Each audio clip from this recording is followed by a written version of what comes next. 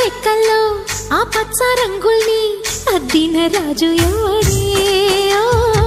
నిన్నాగో పడికెల్లో ఆ విష్ణు పాదాలు దిద్దిన మాయా దేవుడే